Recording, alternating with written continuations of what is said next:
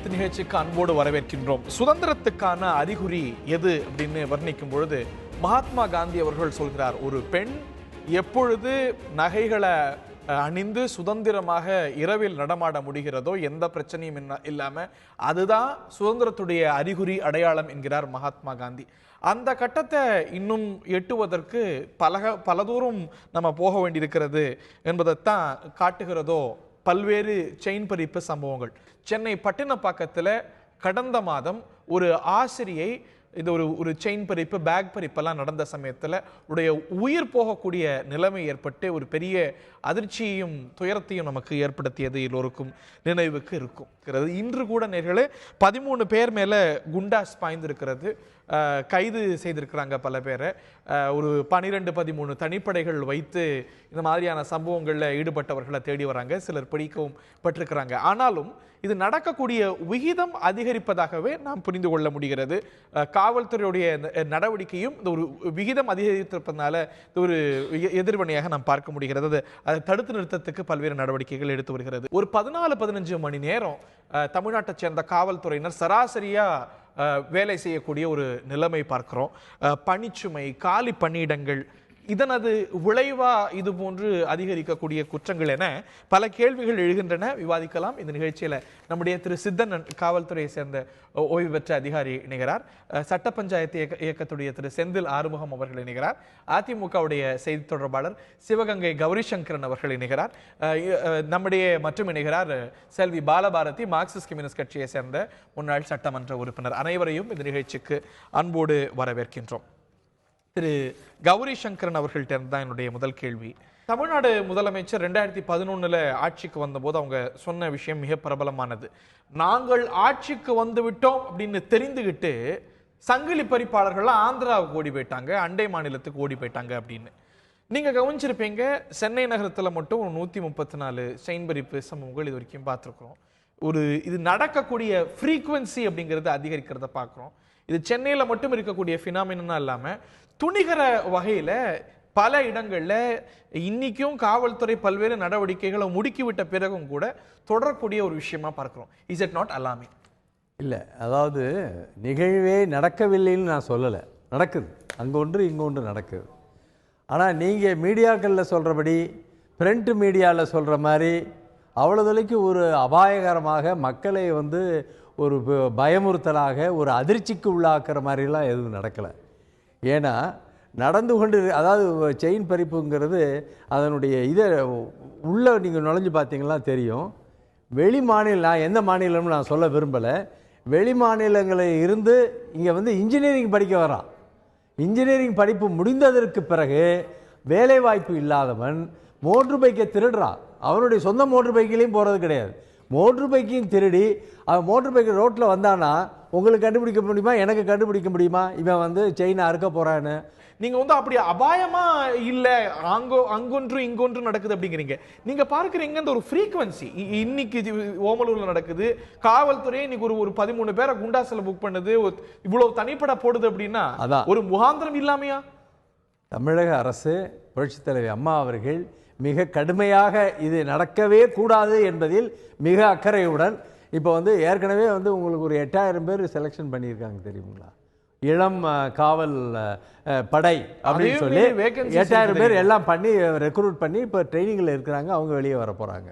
அதுக்கு இடையில் இப்போ இந்த நிகழ்வுகளாக நடக்குதுன்னு தெரிஞ்சதுக்கு பின்னாடி ஒரு மாவட்டத்திற்கு ஒரு டெப்டி சூப்பரண்டா போலீஸ் தலைமையில், இங்கே சிட்டியில் அசிஸ்டன்ட் கமிஷனர்னு சொல்கிறோம், அவங்க தலைமையில் ஒரு குழு அமைச்சு, ஒரு அசிஸ்டன்ட் கமிஷனர் தலைமையில் ஒரு குழு அமைச்சு ஒரு 12 டிவிஷனாக பிரித்து அந்த இதை பண்ணுறதுக்கு ஏற்பாடு பண்ண சொல்லி அந்த ஏற்பாடுகள்லாம் குறைத்து மதிப்பிடலை. இதே சென்னையில் ஒரு ஆசிரியை நந்தினிங்க அப்படிங்கிற ஆசிரியை இறக்குற வரைக்கும் இந்த ஒரு செயின் பறிப்பு நடத்தியது. அதுக்கு பிறகு பல்வேறு நடவடிக்கைகளை காவல்துறை எடுத்தது, நிறைய பேரை கைது செஞ்சது. அதுக்கு பிறகுதான் சார் இந்த ஒரு மாசத்துல இவ்வளவு பிரச்சனை. அதாவது அவர் காவல்துறையிலேருந்து வந்தவருக்கு தெரியும். அதாவது இதை திருடுகிறவர்கள், செயினை பறிக்கிறவர்கள் ரியலான திருடர்கள் அல்ல. அவர் அதாவது வழிமுறையாக பண்ணுற ப்ரொஃபஷனல் திருடே கிடையாது. அவன் எதிர்பாராத விதமாக இப்போ ஒரு 4 பவுன் அத்துட்டா 1 லட்சம் ரூபா கிடச்சி போயிடுங்க. பொண்டாடி பிள்ளைக்கா கொடுக்குறான். அவன் பிள்ளைக்கு படிக்க வைக்கிறதுக்காக பண்ணுறான் கிடையாது. அவன் காலித்தனம் பண்ணுறான். அவன் வந்து அவருடைய காதலிக்கு செலவழிக்கிறான், லக்ஸுரி லைஃப் பண்றான். காதலிக்கு செலவழிச்ச சம்பவம் ஒரு சம்பவத்துல பார்த்தா நம்ம நிறைய இடங்கள் அவன் தான் பண்றான். இத ஆர்கனைஸ்டா திட்டமிட்டு ஒரு ஒரு ஒரு கும்பல் செஞ்சுட்டு வரக்கூடியதும் நம்ம பார்த்திருக்கிறோம். இது கும்பல் மாதிரி நான் சொல்றதை ஏத்துக்கிற முடியாது. இவன் வந்து அவன் இண்டிவிஜுவலா ஒரு மோட்டர் பைக்கை முதல்ல திருடுறான், அந்த மோட்டர் பைக்கை எடுத்துட்டு ஒரு ரவுண்ட் அடிக்கிறான், 3-4 பேரை செயினை எடுத்துடுறான், அதுபடி போயிடறான்.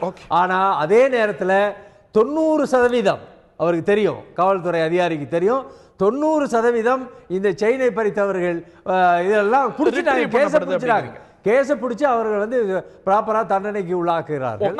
இந்த ஒரு ஃப்ரீக்வன்சி பேக் டு பேக் நடப்பது, பரவலா நடப்பது, சென்னையிலேயே இவ்வளவு இடத்துல ஒரே நாள்ல ஒரு ஏரியால இவ்வளவு நடப்பது அப்படிங்கிறது ஒரு இயல்பா எல்லாருக்கும் ஏற்படுத்தக்கூடிய புரிதல். there is a spurt in this crime. மாறுபடுறீங்களா இல்ல ஒரு தவறான புரிதல்னு கருதுறீங்களா? ஸ்பர்ட் இன் கிரைம்ஸ்ன்னு சொல்லி ஏதோ திடீர்னு குற்றங்கள் ரொம்ப அதிகரித்த மாதிரி ஒரு மாயை நம்ம ஏற்படுத்த முடியாது நிச்சயமாக. இப்போ காவல்துறையினுடைய பிரதான பணியே என்னென்னா உங்களுக்கு வந்து ப்ரிவென்ஷன் ஆஃப் கிரைம் தான். ஸோ ப்ரிவென்ஷன் ஆஃப் கிரைம் பண்ணுறதில் போலீஸ் எவ்வளவு கஷ்டப்பட்டு ஒர்க் பண்ண முடியும் அப்படின்னா, நீங்கள் சுதந்திரம் அடைஞ்ச பிறகு பார்த்தீங்கன்னா 75,000 போலீஸ் இருந்தது. தமிழ்நாட்டில் பார்த்தீங்கன்னா 75,000 போலீஸு மொத்தம் ஒரு 3-4 கோடி தான் இருந்தாங்க. இன்றைக்கி 7.5 கோடி பீப்புள் வந்துட்டாங்க. இந்தியா முழுவதும் சாதாரண 30 கோடி இருந்து இன்றைக்கி 124 crores வந்துட்டாங்க. கரஸ்பாண்டிங்காக போலீஸ் பவர்லாம் ஸ்ட்ரென்த்லாம் கூட்டியிருக்கேன்னா இல்லை. போலீஸ் வந்து பல்வேறு விதமான நடவடிக்கை எடுக்குது, கண்டிப்பாக நடவடிக்கை எடுக்குது. நீங்கள் கரஸ்பாண்டிங்காக எப்போ வந்து ஒரு 3 கோடி இருந்ததோ அதுக்கு உள்ள கிரைமு இப்போ வந்து ஒரு 7.5 கோடி தமிழ்நாட்டில் வந்த பிறகு பண்ணக்கூடிய கிரைம் பார்த்தீங்கன்னா கிராஜுவலாக rise not only in Tamil Nadu, all over India இருக்குது.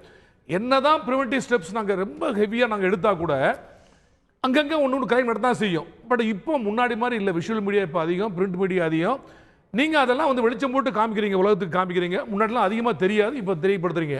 ஆனால் இந்த மாதிரி கிரைம் நடக்காமல் இருக்கிறதுக்காக வேண்டி காவல்துறையில் வந்து இப்போ எங்களுக்கு நீங்கள் அமெரிக்காவில் நான் முன்னாடியே சொல்லியிருக்கேன்னு 1000 பேருக்கு 13 போலீஸ் இருக்குது, யூகேல 12 போலீஸ் இருக்குது, 12 போலீஸ் வந்து பிரான்ஸில் இருக்குது.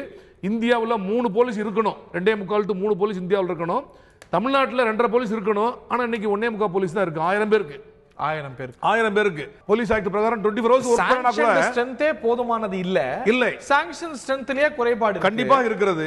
ஒரு நாளைக்கு வந்து 8 மணி நேரம் நாங்க 24 மணி நேரம் வேலை பார்க்க டீம் டு பி ஆன் டியூட்டின்னு போலீஸ் ஆக்ட் எங்களுக்கு சொன்னா கூட 8 மணி நேரம் தான் வேலை செய்ய முடியும் எஃபெக்டிவா அப்படிங்கிறது இன்டர்நேஷனல் ஸ்டாண்டர்ட். ஆனால் நாங்க கண்டிப்பாக ஒரு நாளைக்கு 14 மணி நேரம் 15 மணி நேரம் போலீஸ் வேலை செய்யறாங்க. ஒரு வாரத்துல வந்து நைட் ரவுண்ட்ஸ் ஒரு தடவை 2 தடவை முக்கியமான கேஸ் வந்தா போறாங்க, நைட் ஃபுல்லா போறாங்க. அந்த மாதிரி காசுல காலி பணியிடங்களோ இல்லாட்டி ஒரு பணிச்சுமையோ இதெல்லாமும் இந்த எஃபெக்டிவ் ஒரு போலீசிங்ல ஒரு தாக்கத்தை நெகட்டிவா கொண்டிருக்கக்கூடிய. இதை மட்டும் சொல்ல வரேன், இது போலீஸ் மட்டுமே இல்ல. போலீஸ் பிரைம் ரெஸ்பான்சிபிலிட்டி போலீஸ் தான் இருக்குது. ஆனா போலீஸ் மட்டுமே இல்ல, பொதுமக்களுக்கும் பொறுப்பு இருக்கு, நீதிமன்றத்துக்கும் இருக்கு, விஷுவல் மீடியா இருக்கு, பிரிண்ட் மீடியா இருக்கு, சினிமாவுக்கு இருக்குது. அதனால பின்னாடி பேசுறேன். Very true. நான் திரு செந்தில் ஆறுமுகம் அவர்கள்ட்ட கேட்க வரும்போது திரு கௌரி சங்கரன் சொன்ன விஷயம், இவரும் வலியுறுத்திய விஷயம், முன்பெல்லாம் சங்கிலி பறிப்பாளர்கள்லாம் அப்படின்னு ஒரு மாஃபியா இருப்பாங்க.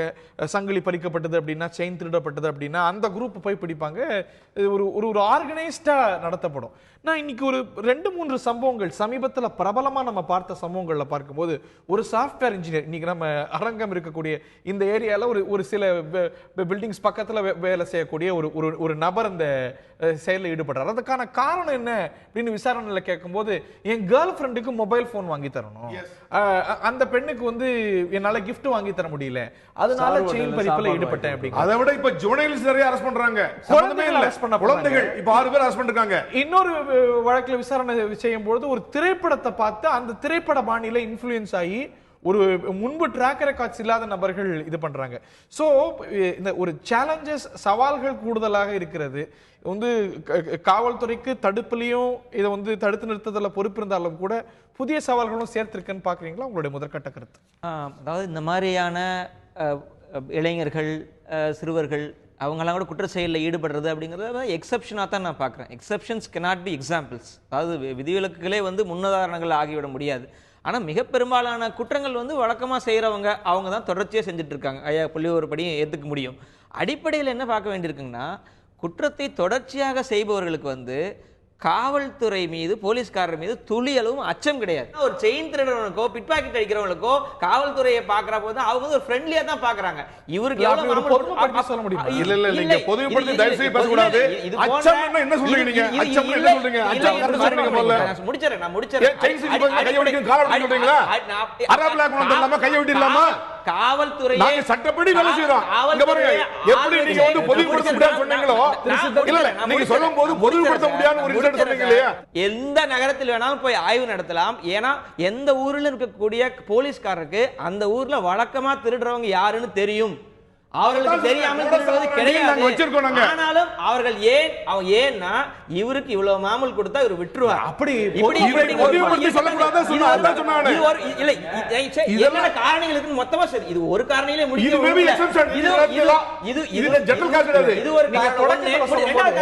இதுலயே சொல்லும்போது இது மிக தவறான கருத்து. இந்த மாதிரி கருத்து பதிவு பண்றது நான் அப்செக்ட் பண்றேன். இல்ல இது வந்து ஐஸ்லாண்டில் நடக்கும். உங்களோட உரிமை அரெஸ்ட் பண்ணுங்க, உள்ள போடுங்க. நீங்க என்ஜிஓ வந்து கம்ப்ளைன்ட் கொடுங்க. குண்டாஸ்ல 13 பேர் போட்டீங்கல, ஒரே முடிச்சு. இல்ல மிகப்பெரிய allegation against entire police force. 13 பேரை disagree, you can definitely 13 பேரை குண்டாஸ்ல, but after he speaks 13 பேரை குண்டாஸ்ல போட்டேன்னு சொல்றாங்க.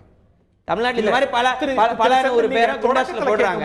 தொடக்கத்துல கேக்கும்போது இப்போ வந்து பல்வேறு ஒரு ரெகுலரா ஹிஸ்டரி ஷீட்டரா ஆர்கனைஸ் கிரைம்ல ஈடுபடுறத தாண்டி பல செய்றாங்க அப்படிங்கும்போது இது எக்ஸெப்ஷன் அப்படினீங்க.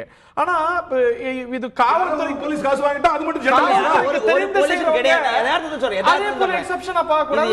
இது எக்ஸெப்ஷன் கிடையாது. உங்களுக்கு இது ஒரு பக்கம். ரெண்டு மூணு காரணங்களை பார்த்தலாம். அடுத்து வந்து காவல்துறை பொறுத்த அளவுக்கு வந்து குற்றங்களை கண்டுபிடிப்பு ஏன் அவங்களால இன்எஃபிஷியன்ட்டா இருக்காங்கங்கற அடுத்த பாயிண்ட்க்கு வர வேண்டி இருக்குது. இல்ல இல்ல சொல்லாதீங்க. நோ அப்படிலாம் காவல்துறையை வந்து மட்டமா பேசாதீங்க. தமிழக காவல்துறை மிக கடுமையாக உழைத்து அப்படிலாம் பேசாதீங்க. இன்னபிஷியன்ட்லாம் நீங்க தயவு செய்து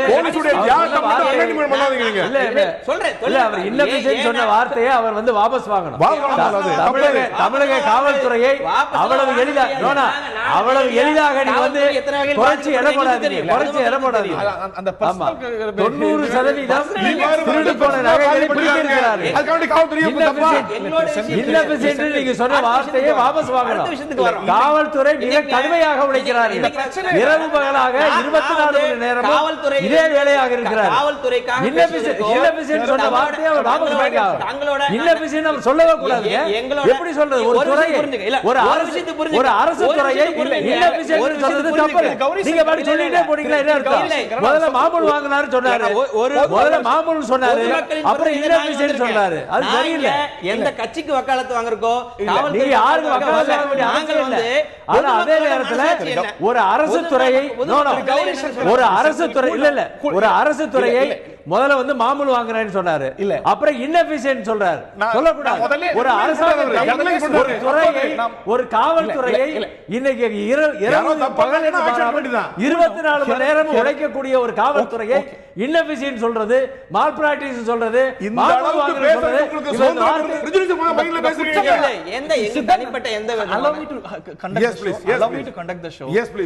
இந்த பிரச்சனை அப்படின்னு பார்க்கும்போது எல்லாரையும் பாதிக்கக்கூடியது ஒரு முக்கியமான சட்டம் ஒழுங்கு பிரச்சனை. எல்லாரும் பாதிக்கிறோம்.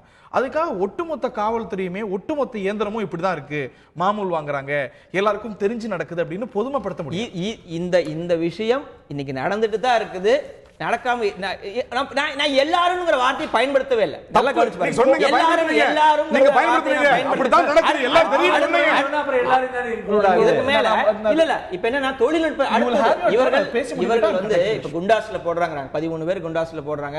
நூற்றுக்கணக்கான பேர்ல குண்டாஸ்ல போடுறாங்க. குண்டாஸ்ல போடுறவங்க வந்து உண்மையிலே எத்தனை கிட்டத்தட்ட வந்து 60-70% மேல வந்து விடுதலை வந்துடுறாங்க. ஏன்னா வந்து வழக்குகளை முறையா பதிவு செய்யறதுல கூட வந்து சரியான ஆவணங்களை வைக்கிறது இல்ல. குண்டாஸ்ல போறவங்க மிக பெரும்பாலான பேர் சென்ற மாசம் மட்டுமே ஒரு நிமிஷம் சென்ற மாசம் மட்டுமே 1200 பேரை கைது செய்து சிறையில் அடைக்கப்பட்டு 1200 பேரை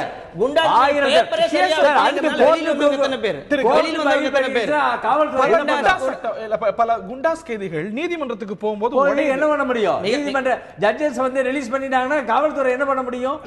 குண்டாஸ் போடுறாங்க, ஜட்ஜஸ் வந்து அதை ப்ரூவ் பண்ண முடியாம வெளிய அனுப்புறாங்க. பேர் போட்டா 70 பேர் வெளிய வந்துறாங்க. கேஸ் கூட நீங்க ஒழுங்கா பதிவு செய்யறது இல்ல.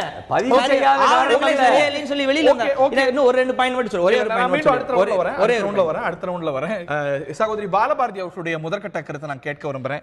இது ஒரு செயின் பறிப்பு சம்பவங்கள் அதிகரித்திருப்பதை சமீபத்தில் நம்ம பார்த்திருக்கிறோம். இது வந்து ஒரு சடன் ஸ்பர்ட்டா பார்ப்பதா, ஆங்காங்கே நடக்கக்கூடிய விஷயங்களுடைய ஒரு தொகுப்பு தான் இப்படி மிகையாக நமக்கு தோன்றுகிறதா? சகோதரி பாலபாரதியுடைய கருத்தை நான் கேட்க விரும்புகிறேன். தமிழ்நாட்டில் பல்வேறு பகுதிகளில் செயின் பறிப்பு சம்பவங்கள் ஆங்காங்கே கடந்த சில நாட்களில் அதிகரித்து நடந்து வருவதை நாம் பார்க்கின்றோம். இதற்கான காரணம் என்ன, கட்டுப்படுத்த என்ன வழி?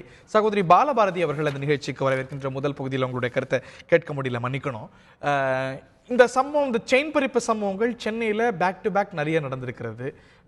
இன்னைக்கும் கூட பல சம்பவங்கள் பதிவாயிருக்கிறது. ஒரு அதிகரிப்பு இதில் இருக்கிறதா உணரப்படுவது, அது இயல்பா சில குற்றங்கள் அவ்வப்போது அதிகரிக்கக்கூடிய ஒரு இயல்பான ஒரு விஷயமா பார்க்கவா, அல்ல ஒரு ஆபத்தான ஒரு அறிகுறியை இது காட்டுதுன்னு நினைக்கிறீங்களா? நான் இதே வேளையில தான் பெங்களூர்ல ஒரு மூதாட்டியுடைய செயின் பறிப்பு வீடியோவும் இன்னைக்கு பரவலாக இருக்கு. இன்னைக்கு பல உலக நாடுகளில் நடக்குது, பல வளர்ந்த நாடுகளில் நடக்குது. அப்படிங்கும்பொழுது இது வந்து பல்வேறு காரணிகள் கொண்டதுன்னு பார்க்கவா, அல்ல காவல்துறையுடைய இல்லை ஒரு சட்டம் ஒழுங்கு பிரச்சனையுடைய ஒரு முக்கியமான அறிகுறின்னு கருதுவா சகோதரி? தமிழ்நாட்டில் மிகப்பெரிய அளவுக்கு நான் நடுநிலையோடு தான் பிரச்சனைகளை பார்க்குறேன். முடிந்த வரைக்கும் அப்படி தான் பார்க்க முயற்சிக்கிறேன். வந்து செயின் திருடு, கொள்ளை என்பது கூடுதலாக அதிகரிச்சுக்கிட்டே இருக்குது. இப்போ ஓசூரில் நடந்த சம்பவத்தில் கூட அந்த கொள்ளையர்கள் எங்கேருந்து வர்றாங்கன்னு அங்கே இருக்க மக்களே சொல்கிறாங்க, பெங்களூர்லேருந்து வர்றாங்க. அவங்க காலையில் 11 மணி ஆள் அரவமற்ற பகுதியில் பார்த்துக்கிறாங்க. ஒரு நடுத்தர மக்கள் இருக்கக்கூடிய பகுதி, எந்தெந்த வீட்டில் எந்தெந்த பெண்கள் இருக்கிறாங்க, எப்படி அந்த வீட்டை அணுகுவது, இது ஆயுதங்களோடு வர்றாங்க. அப்போது இந்த கொள்ளையர்கள், இந்த செயின் திருடு என்பது மிக நூதனமாக நடக்கிறது அப்படிங்கிறத நம்ம முதல்ல ஏற்றுக்கொள்ளணும். 1000 சம்பவம் நடந்தால் தான் நாங்கள் தலையீடு செய்வோம், அதுதான் குற்றம் நம்ம பார்க்க வேண்டியதில்லை.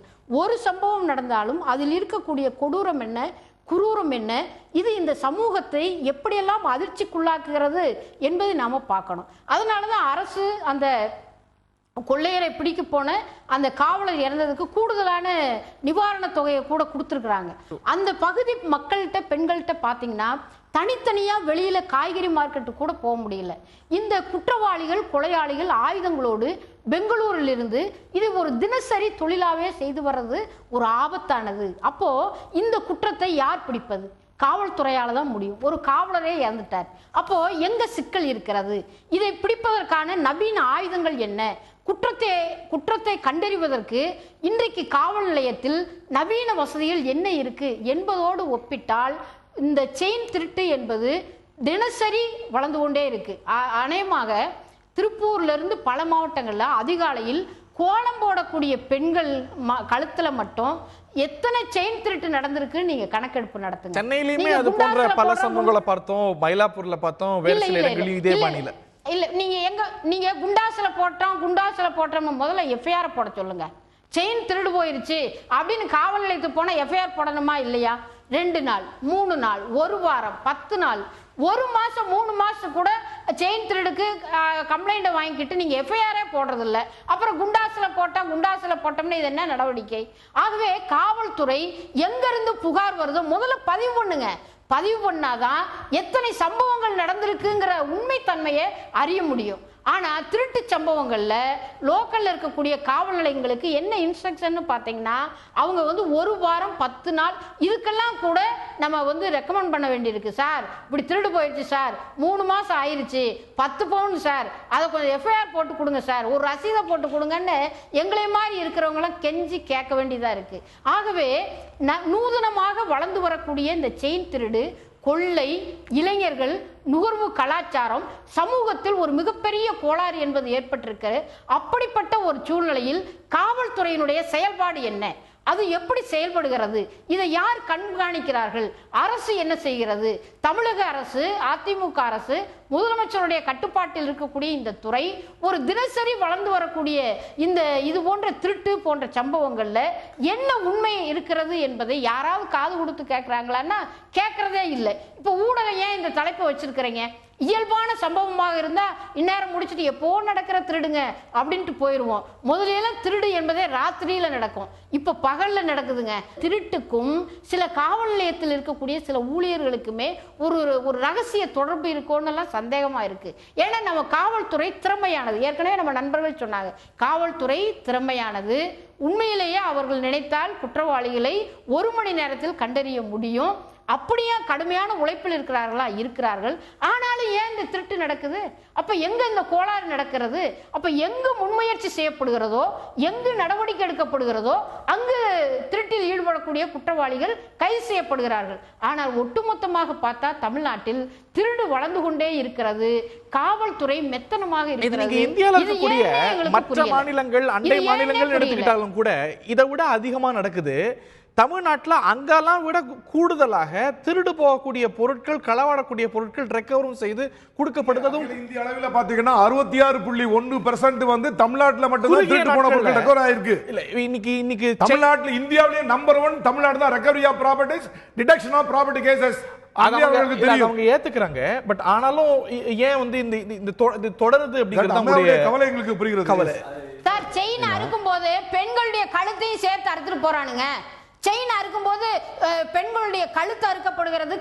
எந்த ஆண்கள் கழுத்துலயே செயின் திருடு போயிருக்கான்னு சொல்லுங்க. ஆணுனாக்கா ஆண் உடல் வலு இதெல்லாம் பாக்குறான், சட்டை போட்டிருக்காங்க, செயினை கட் பண்ண முடியாது. ஆனா பெண்ணையே குறி வைக்கிறானா இல்லையா? 11 மணிக்கு காலிங் பெல் அழுத்து உள்ள தண்ணி வேணும்னு கேக்குறான், பாட்டியோடைய கையை பிடிச்சி இழுத்து காதோட அறுத்துக்கிட்டு போறானுங்க. என்ன பேசிட்டு இருக்கிறீங்க? பெண்களுடைய உயிர் பழி போயிருக்கு. பல பெண்கள் 2 வீலர்ல போறாங்க, அப்படியே நிலைகுலைய தள்ளி விடுறாங்க. கன்னியாகுமரி மாவட்டத்துல மலருங்கிற பெண்கள் அமைப்பு ஒரு தீர்மானம் போட்டாங்க. 2 வீலர்ல போன பெண்ணை அப்படியே பிடிச்சு தள்ளி கழுத்துல இருக்க செயினா இருக்கிறான். திருடர்களினுடைய முதல் இலக்கு யாருன்னா பெண்கள் தான். வலிமையற்றவர்களா இருக்காங்க. பார்க்கணுமா இல்லையா? கவனிக்கணுமா இல்லையா? ஆண்கள் 3 பேரும் காவல்துறையை பாராட்டி மாலையை போட்டு விட்டா சரியா போயிருமா? ஆகவே பிரச்சனை என்னன்னு கொஞ்சம் தயவு செய்து பாருங்க. நந்தினிக்கு ஏற்பட்ட துயரம், அதனால ஒரு உயிரிழப்பு வரைக்கும் ஒரு இளம் ஆசிரியைக்கு சென்னையில நடந்தது. அதெல்லாம் ஒரு பெரும் துயரம். ஒரு சாஃப்ட் டார்கெட்டா பெண் தான் இருந்து வராங்க அப்படிங்கறதுல மாற்றுகிறது. திரு கௌரி சங்கர் இன்னொரு விவகாரத்தையும் கேள்வி எழுப்புறேன். திரு சித்தனன் அவர்களும் சொன்னார், ஒரு 8 மணி நேரம் தான் எந்த ஒரு இண்டிவிஜுவலும் எந்த ஒரு மனிதனும் வேலை செய்ய முடியும். ஆனா தமிழ்நாடு காவல்துறையினர் எஃபெக்டிவா வேலை செய்ய முடியும். தமிழ்நாடு காவல்துறையினர் இயல்பா சாதாரணமா 14 to 15 மணி நேரம் வேலை செய்ய வேண்டிய ஒரு அசாதாரணமான நிலை தமிழ்நாட்டில் இருக்கு அப்படிங்கிறத துளியாவது மறுக்க முடியுமா? இல்லை, அதுக்கு நீங்கள் இந்த கேட்ட கேள்விக்கு முன்னாடி ஒன்று சொல்லிடுறேன். இந்தியாவிலேயே அதிகமாக நகை போடக்கூடிய ஒரே மாநிலம் தமிழ்நாடு தான். தமிழ்நாட்டு பெண்கள் தான் அதிகமான நகை போடுறாங்க. இதை விட்டா, அதாவது சொல்ல வர்றேன், இதை விட்டோம்னா மகாராஷ்டிராவில் பார்த்தீங்களா மீனவ பெண்கள் இருக்காங்க பாருங்கள், அவங்க நகையை நிறையா போட்டுக்கிடுவாங்க. போட்டுட்டு அவங்க வந்து ஏலம் எடுக்க போவாங்க, விற்பனைக்கு போவாங்க, பஸ்ஸில் போவாங்க, ரிக்ஷாவில் போவாங்க. அவங்க மீனவர்கள், மற்ற மகாராஷ்டிராவில் உள்ள மற்ற பெண்கள் கிடையாது. அது மெல்லீஸாக ஒரு நகை போட்டுக்கிடுவாங்க. ஆனால் மீனவ பெண்கள் பார்த்தீங்கன்னா நிறைய நகை போட்டிருப்பாங்க. நம்ம தமிழ்நாட்டு பெண்கள் நான் ரொம்ப கைகூப்பி நான் கேட்டுக்கிறேன் தமிழ்நாட்டு மக்களுக்கு, அப்படி நீங்கள் நகை போடக்கூடியவர்களாக இருந்தால் நீங்கள் ஒரு 4-5 பேரோட போகணும். தனியா நீங்க போறீங்க. அதாவது திருடர்கள் வந்து இப்ப தங்க தாராளமா நகை போட்டுட்டு போங்க. உறுதிப்படுத்துறோம். நான் சொல்றேன், 4 பேரோட சேர்ந்து போங்க. காவல்துறை வந்து தங்க விலை ஏறி போச்சு. தங்க ஒரு 4 பவுன் செயினை பிடிச்சிட்டானா அவன் 1 லட்சம் ரூபாய்க்கு அவனுக்கு கிடைச்சி போயிடுது. செட்டில் ஆகக்கூடிய அளவுக்கு வருது. இந்த சூழ்நிலை எந்த புருஷனும் தான் பொண்டாடிக்கு நகை நிறைய வாங்கி போடணும் தான் நினைப்பா. எந்த தந்தையும் தன்னுடைய மகளுக்கு நகை போடணும் தான் நினைப்பா. நீங்க போடுங்க, போட்டு வெளியே வரும் பொழுது பாதுகாப்பான நீங்க இந்த நம்ம அந்த பாதுகாப்பு நம்ம கொடுக்க தமிழ் வேண்டியது நம்ம யாரு? தமிழ் பெண் வந்துங்க புலிய முரத்தால் அடித்து விரட்டிய தமிழ் பெண்ணுங்க நம்ம பெண்ணு. அப்படி திருடம் பின்னாடி கோழையாக இருந்து திருடம் பின்னாடி விடக்கூடாது. போய் துரத்திட்டு போய் ஒரு பெண் போன மாசம் உயிரிழந்திருக்கிறார். சென்னையில நந்தினி அப்படிங்கிற ஒரு பெண். அந்த பெண்ணுக்கு அந்த நிலைமை வராத ஒரு சூழ்நிலை. முன்தடுப்பும் கூட காவல்துறையுடைய முதல் பணி திரு சித்தானந்தன் எடுத்தது போல. அந்த அம்மாவை சொல்றீங்க, விரட்டிட்டு போன ஒரு கான்ஸ்டபிளையே குத்தி கொண்டுட்டான்ல, அவனுக்கு புரட்சி தலைவர் அம்மா அவர்கள் 1 கோடி ரூபாய் கொடுத்தார்கள். அந்த குடும்பத்திற்கு கல்வி செலவு பூரா செய்யறாங்க. மிகவும் பாராட்டக்கூடியது காவல்துறை பெரிதும் பாராட்டக்கூடிய செயல் அந்த நஷ்டஈடு 1 கோடி கொடுத்தது. ஆனா அந்த கான்ஸ்டபிளுக்காக தான் கேட்கிறேன், அது போன்ற கான்ஸ்டபிள் தான் கேட்கிறேன். தமிழ்நாட்டுல கான்ஸ்டபிள் 14 மணி நேரத்துல இருந்து 15 மணி நேரம் வேலை செய்யறாரு. அந்த பளு பாதிக்காதா? அரசு ஊழியர்கள் அப்படி என்று சொன்னாலே அவங்க எஃபெக்டிவா வேலை பார்க்கறத பத்தி அவர் சொன்னாரு. ஆனால் 24 மணி நேரமும் பணியில் இருப்பது தான் அரசு ஊழியர்களுடைய கடமை. உங்க மாதிரி கம்பெனியில் ஒர்க் பண்றவங்க 5 மணி நேரம் 6 மணி நேரம் 8 மணி நேரம் ஒர்க் பண்ணிட்டு வீட்டுக்கு போறதெல்லாம் கிடையாது. அரசு ஊழியர்கள் என்று சொன்னாலே 24 மணி நேரத்துக்கும் ரெடியா இருக்கணும். நம்முடைய காவல்துறை மத்திய அரசே உள்துறையே 8 மணி நேரம் வேலை செய்யணும். அதுதான் காவல்துறையினர் எஃபெக்டிவா வேலை செய்ய முடியும். அதுதான் இலக்குன்னு சொல்லுது. அப்படி இருக்கும் பொழுது 14-15 மணி நேரம் வேலை செய்வது இயல்புதான். ஆல் டைம் கவர்மெண்ட் 24 மணி நேரம் வேலை செய்யலாமே. எஃபெக்டிவா வேலை செய்யறேன்னா நீங்க சொல்ற மாதிரி 8 மணி நேரம் வேலை செஞ்சா தான் செய்ய முடியும். உரிமை மனித இயல்பு. ஆனா இது வேற வழி இல்லை. காவல்துறைக்கு அவ்வளவு கடுமையா உழைச்சே இவ்வளவு இன்சிடென்ட் நடக்குதே. நீங்க 40-50 லட்சம் உள்ள சென்னை மாநகராட்சியில 130 நிகழ்வு நடந்ததா நீங்க சொல்றீங்க இல்ல, அது வந்து இன்விட்டபிள்ங்கறேன் நான். நிச்சயம் நடக்கதான் செய்யும். இப்ப சமீபத்தில் வெளியிட்டு இருக்கக்கூடிய bureau of police research and development அதோட அறிக்கையே national requirement of manpower for 8-hour shifts in police station. அதுதான் இலக்கு, அரசு சொல்லக்கூடிய இலக்கு. ஆனா அதுல வந்து ஸ்பெசிபிக்கா தமிழ்நாட்டை குறிப்பிட்டு சொல்றாங்க, இங்க இருக்கக்கூடிய சர்வேல 14-15 மணி நேரம் வேலை செய்யறாங்க அப்படின்னு. இது வெறும் ஒரு அப்சர்வேஷன் மட்டும் இல்ல, அரசுடைய மத்திய அரசுடைய அறிக்கை. இது நிச்சயமா அது ஆரோக்கியமானது இல்ல. இவ்வளவு கடுமையா வேலை பார்த்தும் நண்பர்கள் மாதிரி உள்ளவங்க குறை சொல்றாங்கல்ல, காவல்துறை மோசம் பண்ணுது, வேலை செய்ய. இப்ப நம்ம சென்னையை பொறுத்த வரைக்கும் 135 காவல் இது போலீஸ் ஸ்டேஷன்ல 1209 பேர் இதே வேலையை அலைஞ்சு எல்லா வேலையும் பண்ணிட்டு இருக்காங்க. அதனால கடுமையா நம்ம வேலை செஞ்சுட்டு இருக்கோம். இல்லங்க, நீங்க சொன்ன மாதிரி அதிக நேரம் வேலை செய்யறாங்க, வேற வழி இல்ல. அதற்காகத்தான் 10 பேர் செய்ய வேண்டிய வேலையை 5 பேர் செய்றாங்க.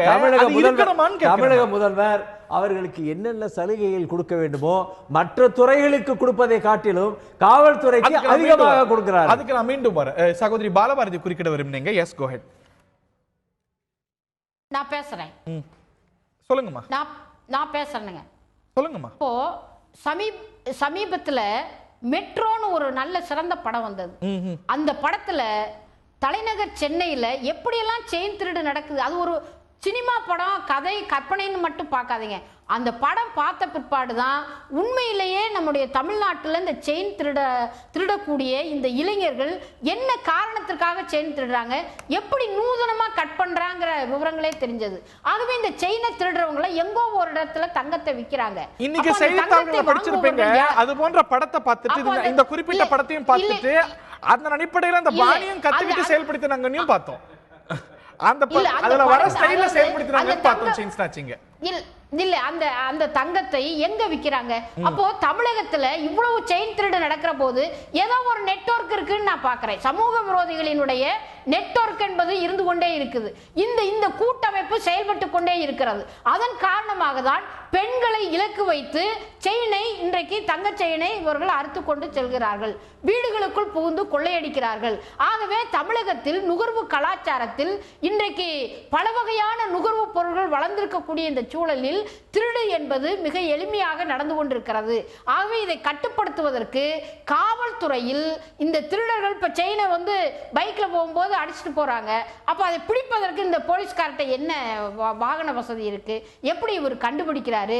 கைரேகையை வச்சு கைரேகையை அனுப்பி இருக்கிறோம், பரிசோதனைக்கு அனுப்பி இருக்கோம்னு சொல்றாங்க. அது எத்தனை நாள்ல திரும்பி வருது? எல்லாம் ஒரு 100 ஆண்டுகளுக்கு முன்னாடி இருக்கக்கூடிய செட்டப்புங்க. வெறும் போலீஸ் ஸ்டேஷன்ல செல்போனை மட்டும் பைக்கை மட்டும் கொடுத்தாக்க அது நவீன கருவிகளா? குற்றத்தை கண்டறிவதில் நவீன தொழில்நுட்பத்தை ஏன் தமிழக அரசு பயன்படுத்தல? போலீஸ் மாடர்னைசேஷன் உளவுத்துறையை காட்டிலும் அதிகமான நிதி என்பது 140 ஒதுக்கப்படுகிறது. கார் நவீன கார் கல்வியில ஓடிட்டு இருக்கு. குற்றத்தை கண்டுபிடிப்பதற்காக நூற்றுக்கணக்கான மோட்டர் பைக் ஓடிட்டு இருக்கு. சைக்கிள் எல்லாம் கொடுத்திருக்கு. அதெல்லாம் வசதிகள் பண்ணி கொடுத்துட்டு தான் இருக்காங்க. போலீஸ் மாடர்னைசேஷன் சார்ந்து தேவை இருக்கு. மத்திய ஒதுக்கீடு ஒரு 10,000 கோடி வேற கேட்டிருக்காங்க. பணிச்சுமை கூடுதலா இருக்கு அப்படிங்கிற மூன்று காரணங்களை முன்வைக்கலாம். முக்கியமா புகார் எல்லாம் வந்து எழுதப்படுதுங்க. நோட்டில் தான் புகார் எழுதுறாங்க. கணினி மயம்ங்கறாங்க. மாற்றுக்கருத்துல இன்னும் நம்ம போக வேண்டிய தூரம் நிறைய இருக்கு. பணிச்சுமை அப்படிங்கிற விஷயத்துல உண்மை மூன்று காரணங்களை பார்க்க வேண்டியிருக்கு. ஒன்னு, ஐயா முன்னாடியே சொன்னாரு, 1,21,000 பேர் இருக்க வேண்டிய இடத்துல வந்து 21,000 பணியிடங்கள் காலியா இருக்கு. கூடுதலாவே காவலர் தேவைப்படுற இடத்துல காவலர்கள் கம்மியா இருக்கிறாங்க. இது ஒண்ணு. ரெண்டாவது, அம்மா அவங்க சொன்ன மாதிரி வந்து குறிப்பா வந்து தொழில்நுட்பங்கள் எதுவுமே கிடையாது. லேட்டஸ்ட் டெக்னாலஜிஸ் போலீஸ் கிட்ட எதுவுமே இல்லை. அதுக்கு அடிப்படையில் பார்த்தீங்கன்னா இங்க எதுவும் நிதி ஒதுக்கீடுகள் எதுவும் பத்தாது. நான் அதுக்கு எது குறிப்பிட்டு பார்த்தப்ப 2006-07 பட்ஜெட்ல வந்து கிட்டத்தட்ட 34,000 கோடிக்கு பட்ஜெட் போட்டப்ப அப்பவே 1,500 கோடி போலீஸ்க்கு ஒதுக்கி இருக்காங்க. இப்ப வந்து கிட்டத்தட்ட 10 வருஷத்துக்கு அப்புறம் 5,500 கோடி இப்பதான் கிராஸ் ஆயிட்டு இருக்கு. 6,000 கோடிக்கு மேல இந்த பட்ஜெட் 2015-16ல 5,500 கோடி. செப்டம்பர் 1 தான் பட்ஜெட் செப்டம்பர் 1 தான் வரப்போகுது. நிதி ஒதுக்கீடுகள் கண்டிப்பா போதாது. இன்னைக்கு இருக்கக்கூடிய வித்தியாசமான குற்றங்கள் வர்றப்ப வந்து அதை தொழில்நுட்பங்களை பயன்படுத்தி கண்டுபிடிக்கிறதுக்கு எந்த விதமான வாய்ப்புகளும் இல்லை. மூன்றாவது முக்கியமான காரணத்தை சேர்த்து சொல்லி, இது முக்கியம் என்னன்னு கேட்டீங்கன்னா, பணிகள் அதிகம் அப்படின்னு சொல்லிட்டு இருக்கோமே, காவலர்களுக்கு இன்னொரு வகையான பணி அதிகமாயிட்டு இருக்கு. என்னன்னு கேட்டீங்கன்னா, இப்ப அதிமுக செயற்குழுவோ பொதுக்குழுவோ அந்த பக்கம் ராயப்பேட்டை செயல் நடக்குதுன்னா, ராயப்பேட்டையில் இருக்கக்கூடிய போலீஸ் ஸ்டேஷனுக்கு போனா இன்ஸ்பெக்டர், ஏசி, டிசி எல்லாரும் வந்து பந்தோபஸ்துக்கு போயிடுவாங்க. அந்த இதை திமுக வந்து அறிவாலயத்தில் வந்து ஏதோ ஒரு முக்கியமான பெரிய கூட்டம் நடக்குது அப்படின்னு கேட்டா, தேனாம்பேட்டை போலீஸ் ஸ்டேஷனுக்கு போனா அன்னைக்கு வந்து ஏசி, டிசி யாருமே இருக்க மாட்டாங்க. அப்போ இந்த பெரும்பாலான காவலர்கள் வந்து அரசியல் பணிகளுக்கு சிஎம் வெளியே போனாங்கன்னா அவர் ரூட்ல கூட எந்த போலீஸ் ஸ்டேஷன்ல வந்து அங்க இருக்க அந்த டைம்ல யாராவது ஒருத்தர் வந்து புகார் கொடுக்க போனா வந்து அங்க ஆள் இருக்க மாட்டாங்க. அப்ப வந்து முதல்வருக்கு எதிர்க்கட்சி தலைவர்களுக்கு பந்தோபஸ்து கொடுக்க கூடாதுன்னு அரசியலுக்காகவே அப்படி நீங்க சொல்ல போனீங்க, பந்தோபஸ்து போலீஸ் கொடுக்க கூடாதுன்னு சொல்றீங்க. ஏங்க ஏசி, டிசி எல்லாரும் நாங்க நேரடியா சொல்லிருக்கோம். எத்தனையோ சம்பவங்கள்ல போயிருக்கிறோம். ராயப்பேட்டை ஸ்டேஷனுக்கு போனா இன்ஸ்பெக்டர் இல்ல, எங்க போனாரு? பந்தோபஸ்துக்கு ஒரு தனியா போஸ்ட் போயிட்டாங்க. அப்படினா ஏற்கனவே அவ்வளவு பந்தோபஸ்து தேவைப்படுது. எதுக்கு அவ்வளவு பந்தோபஸ்து தேவைன்னு எனக்கு புரியல. உங்களுக்கு பிரச்சனை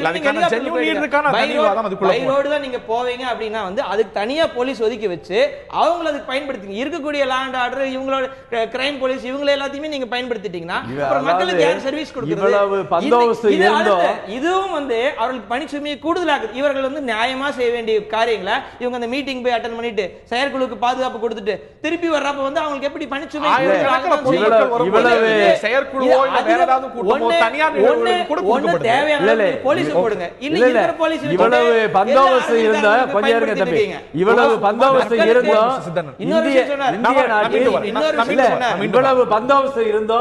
இந்திய நாட்டில் மகாத்மா காந்தியிலிருந்து இந்திரா காந்தியிலிருந்து ராஜீவ் காந்தி வரைக்கும் நம்ம இழந்திருக்கிறோம்.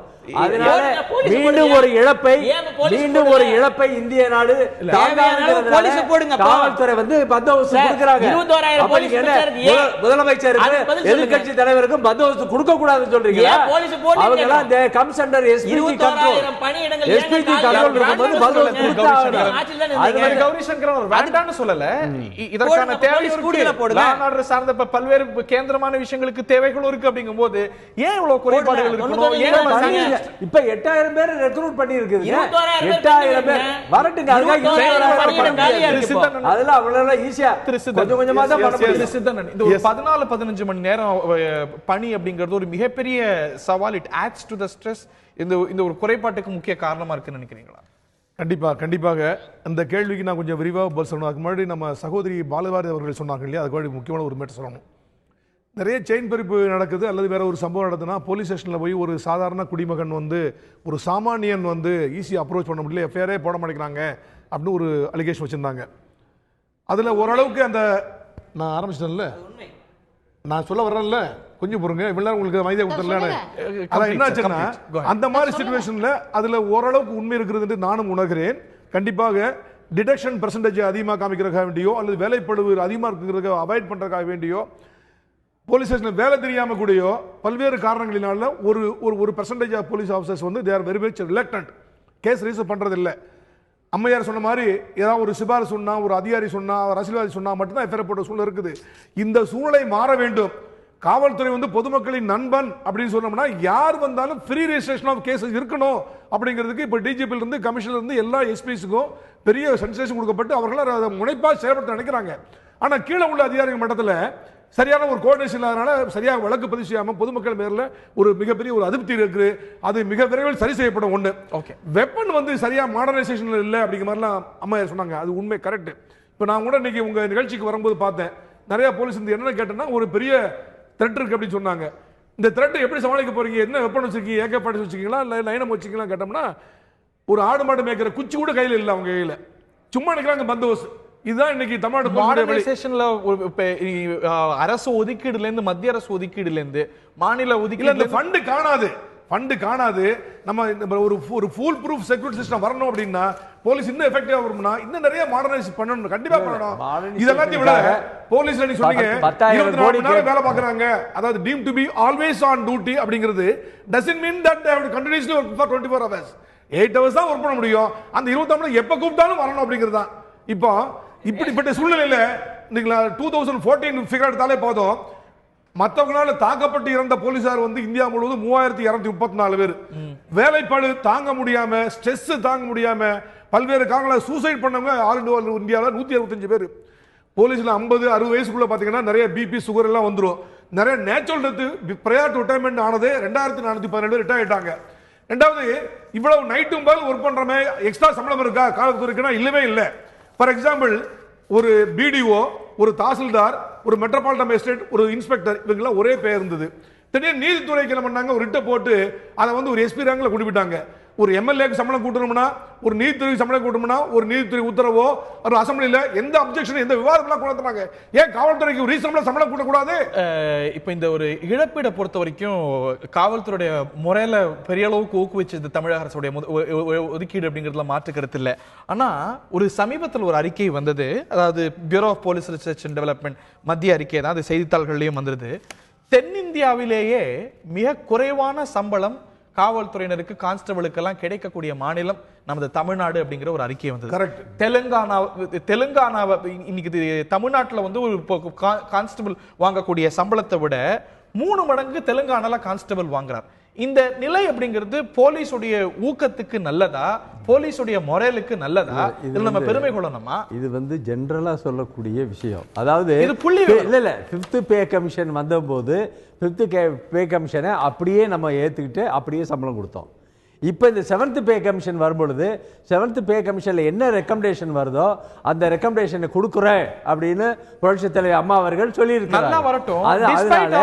Despite all that, அது போக மத்திய அரசுடைய அறிக்கை, மத்திய அரசுடைய அறிக்கையில மற்ற எந்த துறைக்கும் அல்லாது, நான் சொல்றது முடிச்சிடறேன், எந்த துறைக்கும் அல்லாது காவல்துறைக்கு வந்து புரட்சி தலைவர் அம்மா அவர்கள் நிறைய செய்யறாங்க.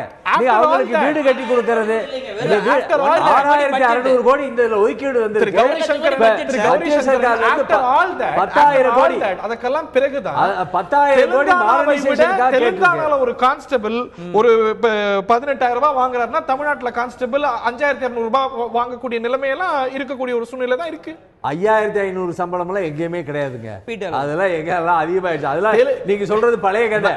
நம்மை விட தெலுங்கு பே கமிஷன்ல அள்ளி கொடுத்தாச்சு. தமிழ்நாடு 7th பே கமிஷன் வரப்போகுது. போலீஸை விட தெலுங்கானால 3 மடங்கு கான்ஸ்டபிள் வாங்குறாருன்னா அது உண்மையா இல்ல? மத்திய புள்ளி வரும். இல்ல இப்போ வந்து லேட்டஸ்டா வந்து இல்ல அந்த பே எல்லாம் சேர்த்து கொடுக்கும்போது கண்டிப்பா 2 மடங்கு அதிகமா சம்பளம் வாங்குறாங்க. இப்போ அமெரிக்கால என்னன்னா 8 ஹவர்ஸ் பண்றது போல எக்ஸ்ட்ரா ஹவர்ஸ் வர்க் பண்ணனும், அத எக்ஸ்ட்ரா ஹவர்ஸ் கனெக்ட் பண்ணி ஒரு நாள் சம்பளம் கொடுக்குறாங்க.